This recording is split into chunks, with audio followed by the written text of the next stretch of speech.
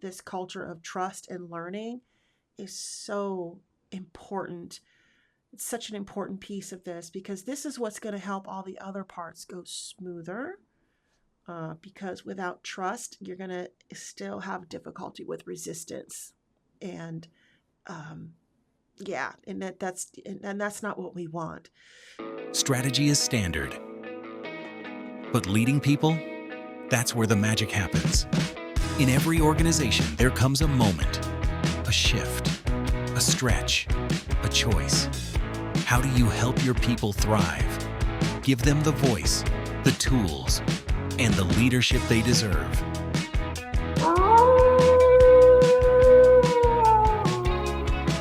I'm Rhonda. And I'm Kevin.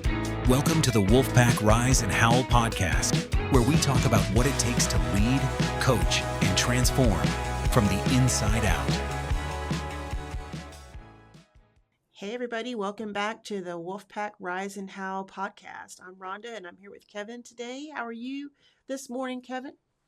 Good morning, Rhonda. I am doing fantastic after just slight hiccup this morning, but all is good. Awesome, cool. Well, let's just dig right into it. This week, I wanted to talk about change management, organizational change management with a specific focus on AI adoption. I've been watching the news and I've been seeing a lot of chatter about AI and a lot of fear, a lot of mystery, a lot of confusion, varying degrees to which people understand what it is. I know they know kind of what it is, but I'm still running into people who don't necessarily know exactly how best to use it. And I still encounter some people who are avoiding using it. And I think that it's here to stay. And it's either a situation where you can get in front of it, get on board with it, become knowledgeable about it, or quite frankly, get left behind. So let's just dig right in. So I just wanted to start with, what triggered this topic for me. It was just because of what I just said, all these different opinions and perspectives all over the place, and given the amount of change management work that we've been doing lately, I thought, wow, this is a great opportunity to kind of focus in on helping companies know how to adopt AI in such a way that's not so necessarily scary for people, hopefully. So I did a little bit of digging and I just kind of want to go over a few things. Um, I think that our role as consultants this is an opportunity for us to be kind of what I consider to be an AI change navigator, right? To help companies kind of face the music and be strategic about AI adoption. So that's where we're at. Do you have any thoughts about AI? What have you been hearing out there in the world, in the interwebs, or Yeah, in IRL, as they say? What's been your right. take on it? Well, you know what? Your opening comments do resonate to what I've personally experienced with regards to the topic and conversations that I've had with folks. I mean, I even think back to my own feelings about AI, a year ago or so, or however long it was when it started to really hit the fan in terms of, hey, AI, what is this? What's going on? How do you use it? Um, I've come a long way, I would say, over this past year, Rhonda, with regards to understanding it first and foremost, but even also its use, the application of it. I've utilized it more and more over this past year or so. Even in the most recent months or weeks, I'm like, I'm working on something. I'm like, dude, what are you doing? you've got this new tool now that can help you with this or whatever. And so I have to remind myself, or I had to remind myself along the way. But I think my experience has been what you've mentioned in your opening remarks about this topic. People don't fully understand it, and therefore cannot fully engage it. I think there's still a level of unfamiliarity with it, to be quite honest with you, and just a lack of understanding.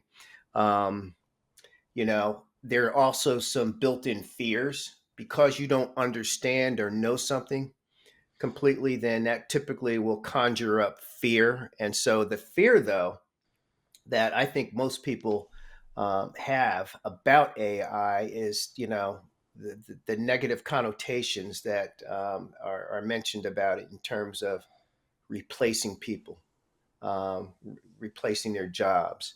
And that's a real fear. Yeah, So, it's a on legitimate top of fear. not fully understanding it or whatever, you have this fear about, hey, it's going to be used against me. It's going to replace me. And so we get to that term that you often use in our podcast, um, trust. Okay, Mhm. then a lack of trust rather seeps in or whatever, and then all of those things are a challenge to change management. People aren't going to be willing to put forth an effort to change the way they work and adopt new systems and processes and so forth if there's a lack of trust. So, um, and obviously all of the other things that you and I engage in with regards to training is, helping people with their skill set, you know, getting them learned, if you will, in something new. Um, and the other thing is that you deal with a lot in terms of training engagements that you get on is just the implementation of them.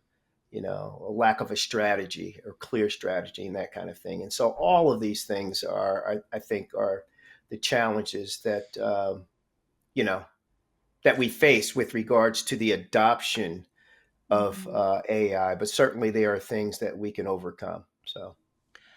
Those are all super valid points. And I want to add to that a different perspective, just coming from a little bit of a different angle, is also from a practitioner's perspective. I hear other professionals in our industry really sounding the alarm about how people are using AI in quite a lazy way.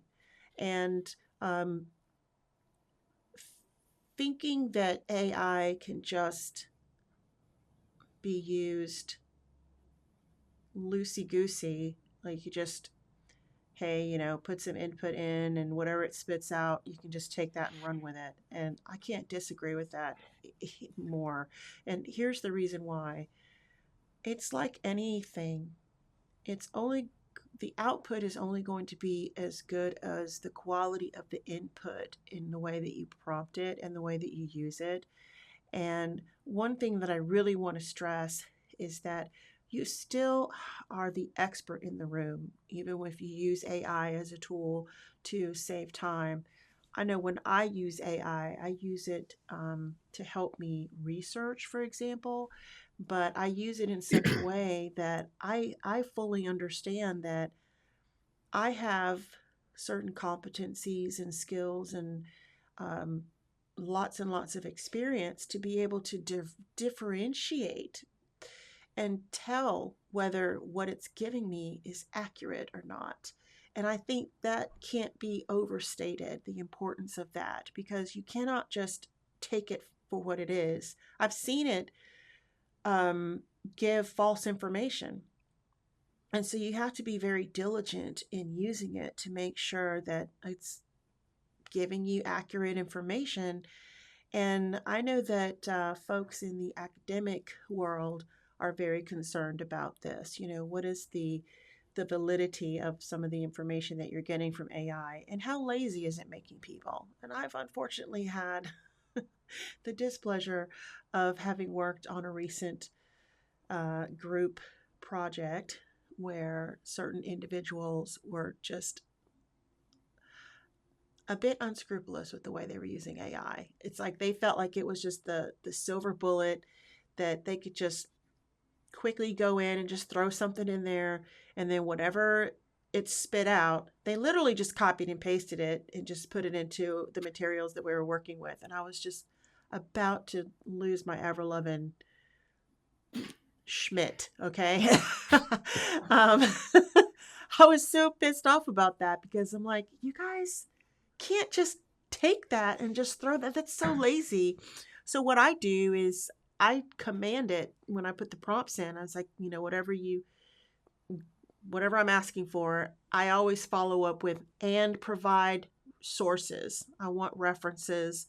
And then I take the time to go back and look through every single one of the references that it gives me. So if it's articles, links to websites, I'm checking every single one of them manually. And that's the part where the human in the loop piece is so important.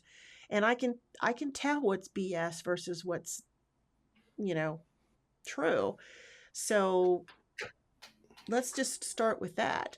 If we have a if we have a world of lazy people using AI in a very lazy way, and they're not checking and they're not confirming and they're not taking the time to check the actual references, read the actual articles that it's providing you. I insist on scholarly peer reviewed articles depending on what it is that I'm researching. I don't want to sit up here and look like an idiot. And I actually want to cite my references. And when I'm writing, for example, I want to give credit where credit's due. And I want to be able to speak with authority and know that what I'm talking about is actually correct and real and true. So, Mhm. as companies are faced with this rapid change and having this AI situation literally forced upon them, they have got to slow down and take the time to put some protocols in place to make sure that AI is used in an ethical manner and that it's also used with empathy. So, I want to just dig into some core pillars that I came up with. Sure. Um, Hey, Rhonda, but before you dig into those, can I make just a very quick comment because yeah. you shared some really. I read an article recently, and the example is what you cited in academia, where a professor is utilizing AI in a way that um, allows his students to really apply it in the right manner. Mm-hmm. Because so often, as you've mentioned, and I think the term is very applicable here, lazy. Okay. Mm-hmm. And I think a lot of folks think, okay, this is just a very quick and easy way to get my answer.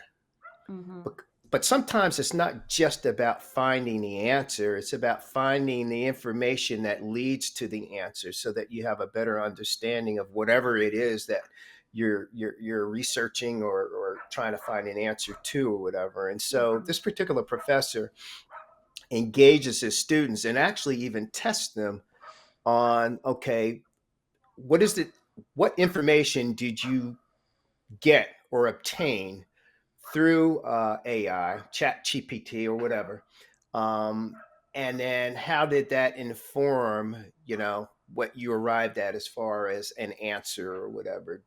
Do you understand why this is the answer and not that you just went out there and got the answer and then you have no foundation of understanding what it is you okay that you were challenged to learn about. And so I think you hit it on the nail head. And the same thing could be said within the workplace.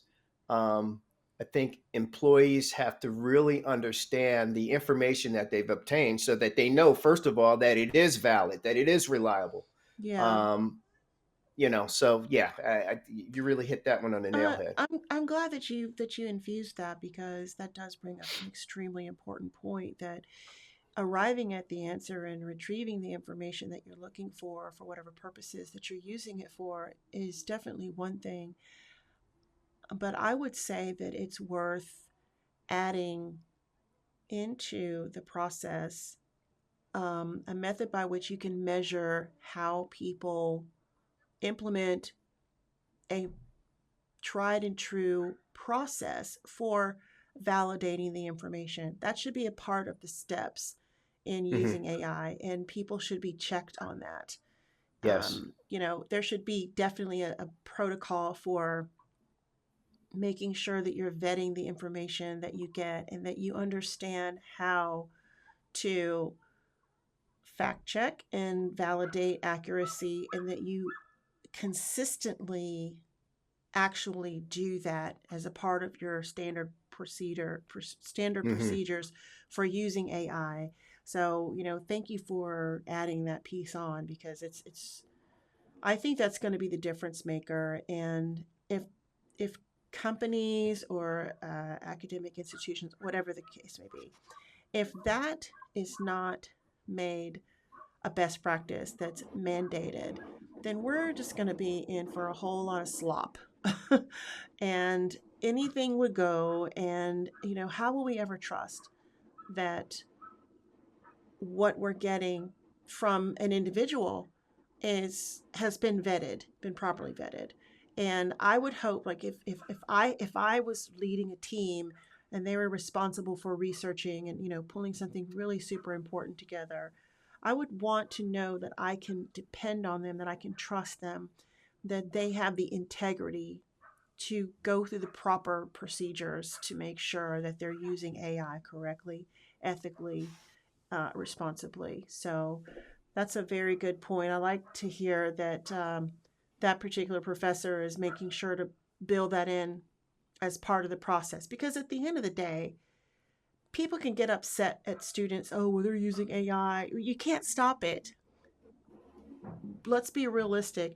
You're not going to stop students from using AI.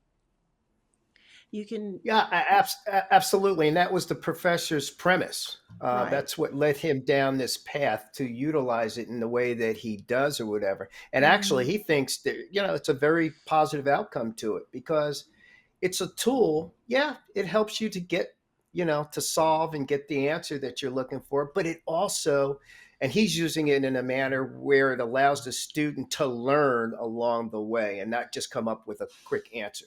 So, Yeah, and I love how it's baking in integrity. It's like, yes. let me teach you how to use this well, not just be punitive and, threaten students and go through all these trouble to try to stop things from happening. Things are going to happen.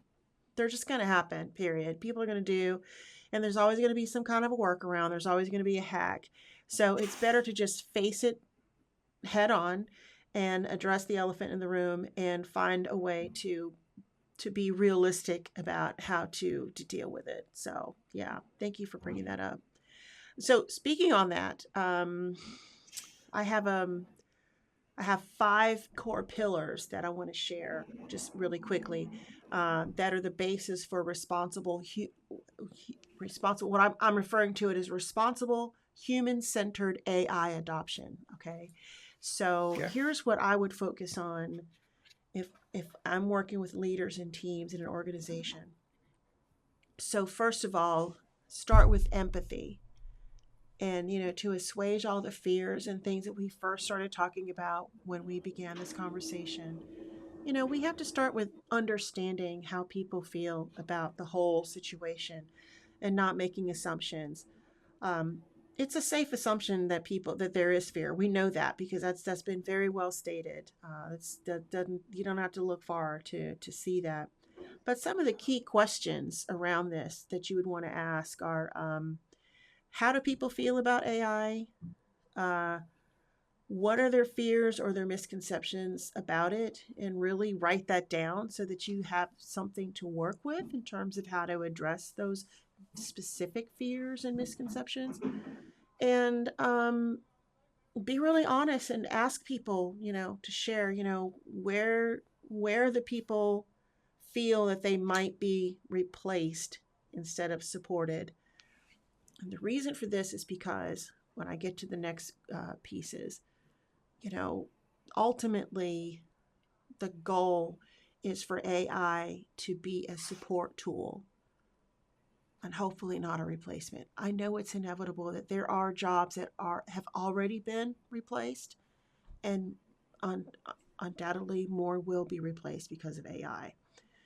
I mean, I would be a fool if I was to say otherwise. And anybody who doesn't get with that concept is just, they're just burying their head in the sand. So I understand that, but to as much as we possibly can, let's figure out ways to have AI be used for support. So empathy, that's it starts there. And with any change initiative, it's always going to start with empathy as well, because change management is the human side of organizational change. The technical, tactical, practical stuff, that's the project management component that's also baked into change management. But part of getting people to adopt a change is to treat them like the humans that they are. So we have to lead with empathy. That's just my opinion. I'm not the only one who shares that opinion. Anyhow, the next piece, of course, is transparency. So I think it's super important for companies to eliminate the mysteriousness behind the things that they're doing. With Again, like with any change initiative, we're focusing on how to use change management as a catalyst to help and aid with AI adoption. So I'm speaking a lot about change management terms here, but let's not make this a murder mystery situation. It's just not necessary. People are not stupid. They have spidey sensors. They can sniff a good change coming. So just don't try to manipulate people by being mysterious or obscure about what you're doing. Just come right out with it.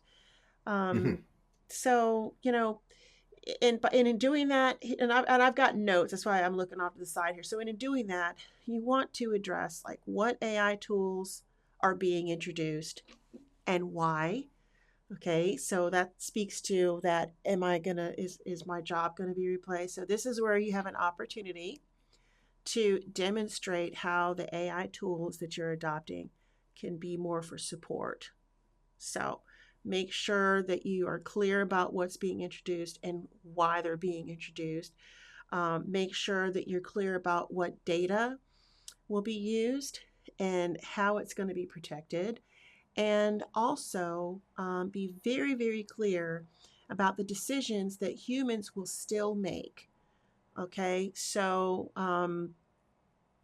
if you can see how with the empathy and the transparency, you're already off to a good start to help assuage some of those fears and misconceptions. So that's really super important. I think transparency is that's just a rule to live by. Period in your Yeah. life. Period. Personal, Yeah, professional, I otherwise. think it's very significant in this case. And if I could just make one quick comment, Mm-hmm. the organizations that are embracing it, and attacking it in terms of adopting it in their workplace, using it as a strategy, if you will, getting in front of it. Certainly, they're being very transparent about it with their Mm-hmm. employees. And they're also at the same time addressing this fear or concern that perhaps this thing is going to replace me and my job. And so, what they're doing with that, though, is getting in front of it and utilizing their staff to um, let's dig in. Let's dig into this and see how we can apply it and how we can adopt it. And oh, by the way, maybe not. It doesn't necessarily replace what you're doing. You continue to do your job, but maybe you're doing it differently. You're doing it a different fashion, and you're doing it with the support of this tool now. And your job morphs into something a little bit different. Or you know what?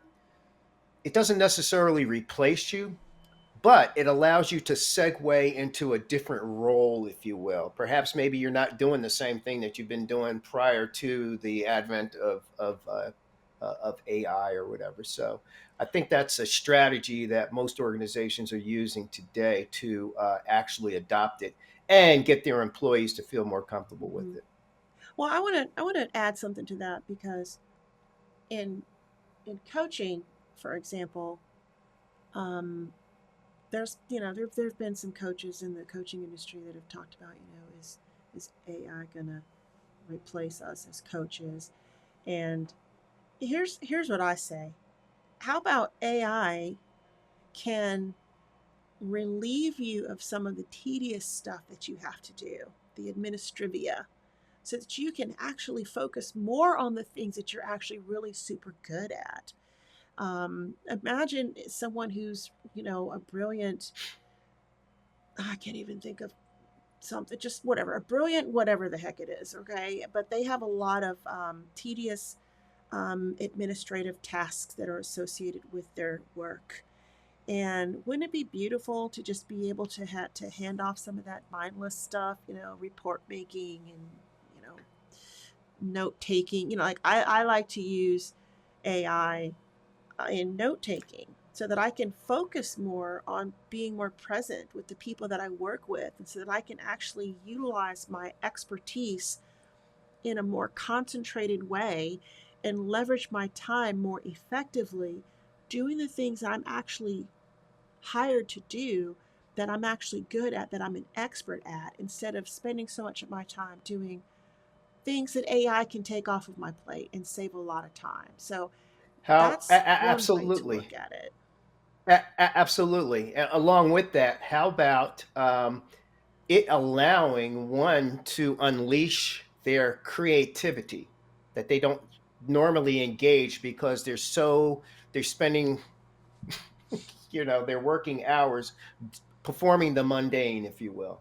Oh, But absolutely. now the mundane is taken off of their desk or whatever. And guess what? What a novel idea that I can be more forward, creative thinking.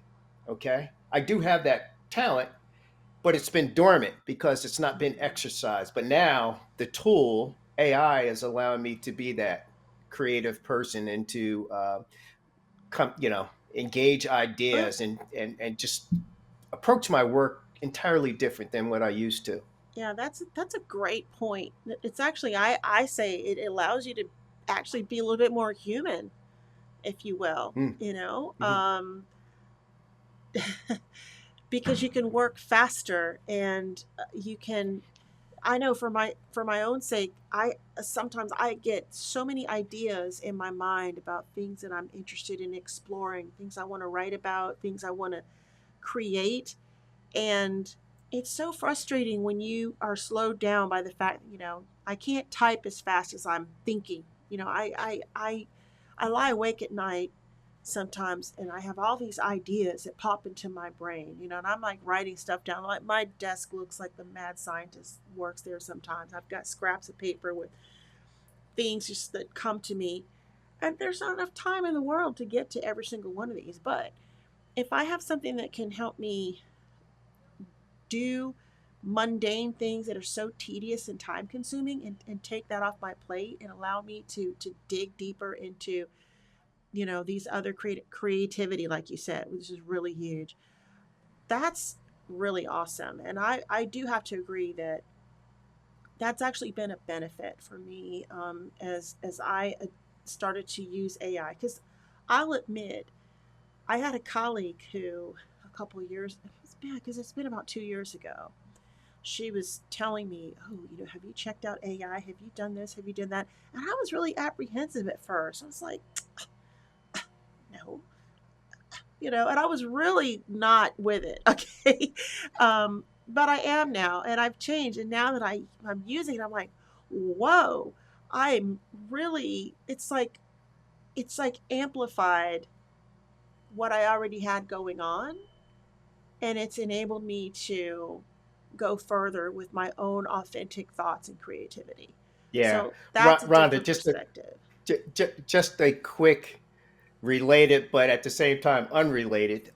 It's example of being slow to adopt something, particularly technology or whatever. Many years ago, when banks employed the technology of the automated teller machines, ATMs, Hmm.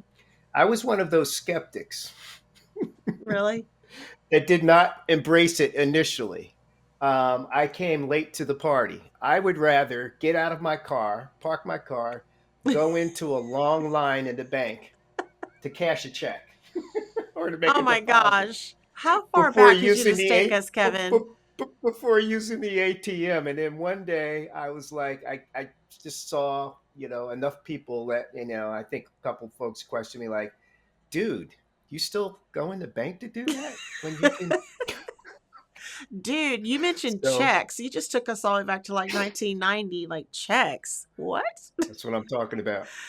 I can't remember the last time I wrote a darn check. Yeah, you really went there. And I did. Just Well, being transparent. but it's just like anything that happens, we know the stories about those who didn't adapt. We know what happened to Kodak. We know what happened to Blockbuster Video. We Yeah. know. So, Yeah. yeah. But anyhow, so let me just move on. So the next pillar is accountability, and this is a no-brainer. So I think it's really super important to define the ownership and the ethics very, very early in the game. Um, so basically, you had to draw clear lines of who's going to be accountable for what. And by creating ethical decision making frameworks, that also be, be sure to be very vocal about how humans are going to remain involved in the decision making frameworks. So establishing that protocol for human involvement, um, Yeah, they have to where be. They should be. Yeah. right, where there's a built-in review. You're not going to just Hmm. like let AI just run amok all by itself without having a human review process that has to happen before things are signed off and a switch is flipped to move forward. Um, Hmm. and I think it's really super important to set up an AI ethics charter that outlines the acceptable use of AI, under what circumstances, and to what to which objectives are we using it, and define value statements around those ethics. So this is where if your employees can see that you are actively working towards doing these things, that will help to build excuse me, like you said, Kevin, that trust. That will help to build that trust if they can see that you're putting the things in place to ensure accountability. Hmm. It's essential. You just simply cannot do that, not just with AI, but with any technology. And quite frankly, just with anything that you do, whether you're talking about working with technology or you're working with people, these things should be in place anyway, period.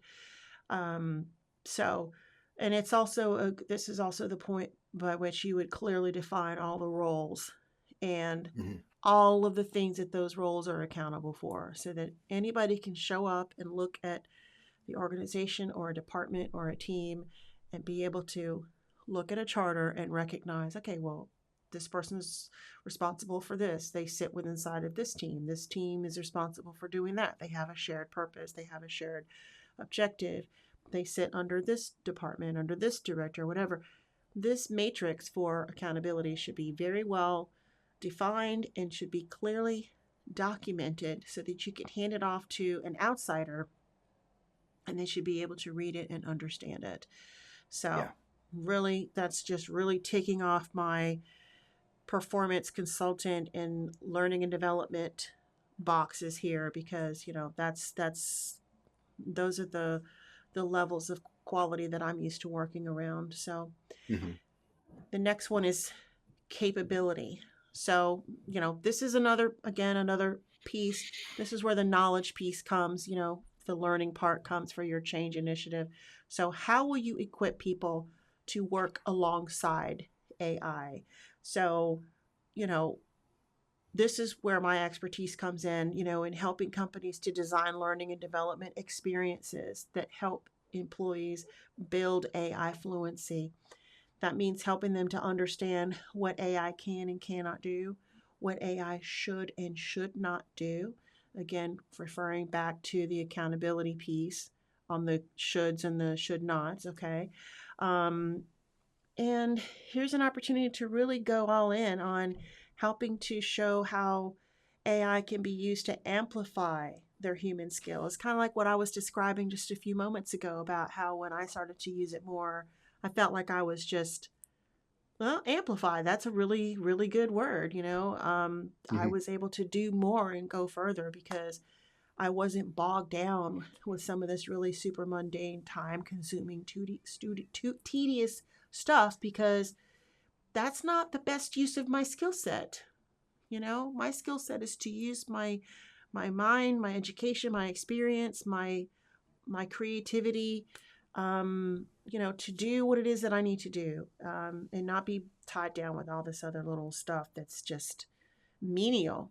You know, it's necessary and important, but it's still menial and not the best use of your time if you are an Hmm. expert in your field and you should be doing other higher order thinking things. So, this is also an Just, opportunity. Rhonda, I'm sorry, just a real quick sound bite I'd like to add to what you just shared. You know, as far as a strategy for the organization to, um, I think it's important, and this is where you and I come in terms of assisting the organization, identifying where employees need to have their skills upgraded. Okay, Hmm. because a lot of the fears that are conjured up by staff with regards to AI is they don't know what they don't know in terms of, okay, what do I need to learn? Okay. Right. Because if that's not done properly up front or whatever, that's going to lead to feeling overwhelmed, frustrated, which ultimately leads to disengagement with regards to, hey, I don't want anything to do with that, you know. Right. Yeah. So I think that's very important up front to assist and support the organization in terms of identifying what are the skill gaps, you know, for employees to learn and become comfortable with the use of AI. Yeah. Well, I absolutely, because you know, if we were talking about just a traditional change management initiative, you know, that goes without saying that there's going to be a need to close close knowledge and skills gaps because especially if this change is bringing about something that impacts the way people do their jobs such that they have to learn a new system or something like that, you know, that goes without saying. But yeah, specifically speaking with the AI related change adoption, yeah, I hear what you're saying. In addition to the changes, the knowledge and skills that they need to learn that are related to the change itself, Mhm. in addition to that, just even baseline knowledge about AI, period, like a beginner's course on just what AI Yeah. is and how to Yeah. prompt it. And you know, that definitely falls into this particular segment of capability, you know, that goes without saying. And also the last bullet point I was going to say is to also how to experiment with it in a safe environment. So Mm. creating sandboxes, for example, where people can try things out and they're not going to blow something up across town. You know, they're going to have a, you know, a safe test environment to try it out and to have strategy sessions where they can play things out and have brainstorming sessions where they can play out a certain scenario and see, well, what would that outcome be? Well, Mhm. what's the likelihood that this is going to happen or that's going to happen? Allowing people to have these really free and open conversations and explore and be free and feel safe to ask difficult questions and be skeptical and kick the tires and push back and really challenge the status quo and challenge what's being presented to them is only going to reinforce the trust and help people to get to the other side of the discomfort with that change. Yeah. If you try to like discourage them from doing that, oh, you know, let's not ask too many questions, just trust the process. Well, guess what? People need more than to be asked to trust the process to actually trust the Sure. process. Because it's kind of like it's like that saying, never in the history of ever has anybody ever calmed down by being told to calm down. You know, it's kind of like that.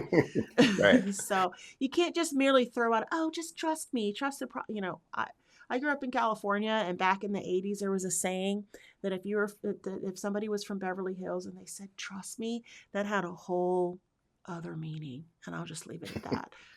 If you know, if you know, you know. Okay. But, um, so yeah, really, really good points here. So, um, L&D can be the backbone of carrying this through, because this is where the nuts and bolts come out.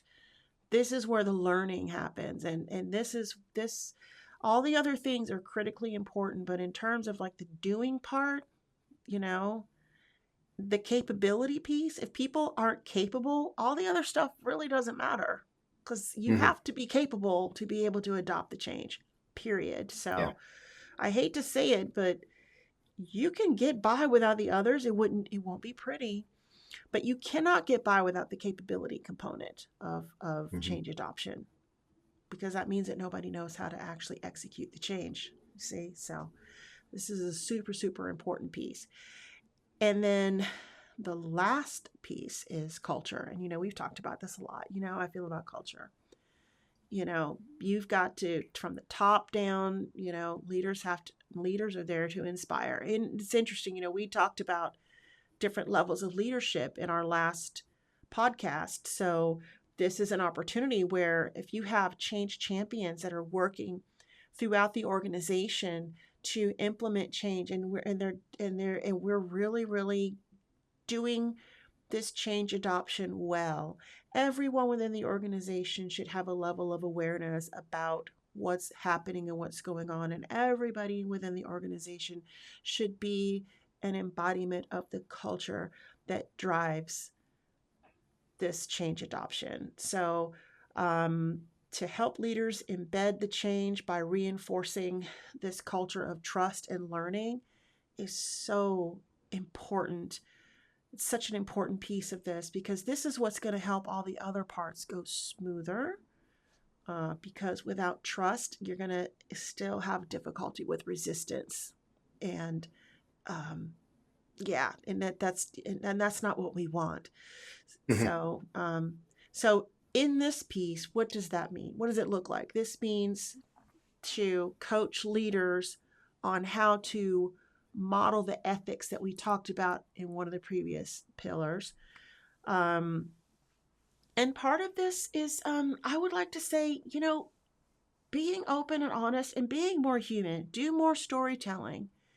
Do less of this corporate speech, speaking at people, but Hmm. share real examples of how humans are working and getting along with AI, and Hmm.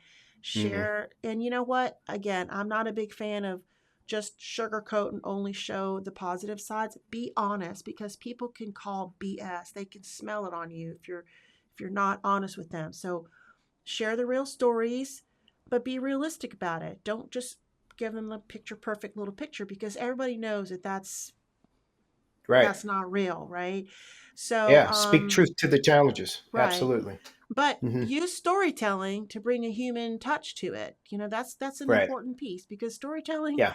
goes back to the beginning of mankind, and that's how we communicate with each Yeah. other. And I think that is the most effective way to get Yeah. through on a more human level, and Yeah. always remembering that empathy piece. It's so important. So, Hmm. and then Yeah. when you have wins, recognize and celebrate them. When you Hmm. have, responsible innovation, and when people are demonstrating the ethics and the culture, be really loud and proud about celebrating that and Hmm. reinforcing those behaviors. So that's my 5-part framework, which for lack of a better term, ETAC. It's not Yeah. it's not schmexy, but I'm gonna reiterate, it's empathy, transparency, accountability, capability, and culture. That's my ETAC model. Rhonda, it makes a lot of sense to me what you just shared, what you drilled down on. It's a journey. All of those pillars, those 5 pillars, actually represent a journey for adopting this new AI technology or whatever. And it doesn't happen overnight, but it can be. Um, it could work. It could work. You just have to have a strategy. You got to know from the beginning to the end, the 5 pillars or whatever, and have a plan to step through those and execute them to bring everybody along. So I love what you just shared with us this morning. Mm-hmm. I think it's a great blueprint. I'm excited for the opportunities that we have in front of us to apply and work with clients to help them to adopt it. So Yeah, good I'm looking stuff. forward to it as well, and it's the it's the change initiative that you may not know that you need. You know, it's like we wrap our hands around, you know, talking about traditional change management initiatives like, oh, you know, the company that's adopting a new software, or the company that got acquired by another company, or the company that is under new leadership or under new management or something, or the company that's going through some other major change. And that's very specific to a company, an industry, a region, whatever. Those are changes that, you know, we have no way of knowing from the outside looking in that a company's going through. But here is something that I promise you everybody is going through. It doesn't matter what industry you're in, what business model you're in, whether you're what country you're in. It doesn't matter. If you are a functioning organization and you have humans inside and AI is here to stay, this is the change initiative that you need to think about adopting, because it's, Yeah, and that's in Rhonda, my just to, of course my opinion, but well, I agree with your opinion. I validate it because I'm going to share with you. If I had a nickel for every conversation that was struck about AI over this past year, I'd have a pretty nice piece of change in the bank, really. in my bank account regarding it. And that is no stretch of the imagination, seriously. And I say that to say this: it's what's happening. Every organization is at some place or some level of engaging AI and adopting it into its workplace. And so, yeah, it's here. And for those who might still be sitting out and kind of looking at it from a distance or whatever, better jump in and figure out how you're going to utilize it, because it's the way of the future, and it's here. It's not the future; it's Yeah, here. yeah. I was about to say it's it's already It's here. here. Yeah, Yeah. it's here. Purchase your So, ticket. I mean, you know, it's like buckle up and strap in and hang on.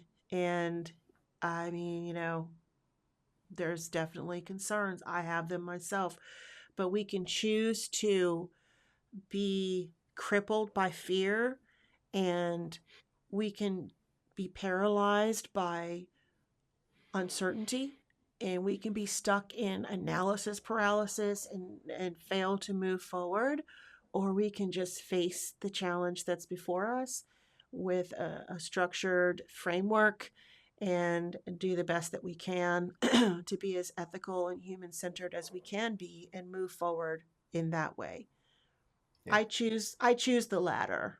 So I just feel like there really is no other viable choice. Yeah. So, well, that was all we've got for today. Um, any other final thoughts before we sign off? Anything else you learned new this week about AI or anything you want to share? You know what? I'm learning something all the time. I've just read over the past week. I've read a couple of very interesting articles. Um, one, and I'd like to have some further conversation with you during the course of our work week or whatever. But how AI is being utilized, very specific as a coaching tool. Mm-hmm. And and I know you've probably read some of the same information and already there, but it's fascinating. Mm-hmm. This AI has so many different applications to it. We don't even fully understand. just yet. But so we're learning something new about how it can be utilized every day. And Well, I so that's my departing comment, if you will. we can dig into that, but I even have a recommendation. And we'll leave this to the next time. But I thought that you had mentioned 7 areas where AI is not being used well, or 7 things to avoid, or Yeah, something like that. yeah, yeah, yeah, Yeah, yeah, unfortunately, we didn't have a chance to get into that today, so maybe stay yeah. tuned for that for next week. We can, Okay, we've given some examples of what to do, and right. next week we will give some non-examples, as we call them in the training world, Yeah, of what not to do. So, right. I challenge you to take the lead on next week's podcast, Kevin. So, You got it. get ready. All right, everybody. Well, Ask that's and you the shall receive. yeah. Well, that's all we've got today, everybody. Join the conversation. You can reach us at www.whitewolfinc.com, and let us know in the comments what you would like to hear us chat about. Give us some topics that are of interest to you from the organizational development side: coaching, change management, learning and development, performance consulting, process improvement, whatever the case may be. We always like to hear from you, and we appreciate those of you who have subscribed to the channel. If you have not done so yet, please do. Give this video a like and share if you feel compelled. And we will see you next time. Thank you so much, everybody. Ta Thanks, ta. everyone. We appreciate you. Take All care. right, take care.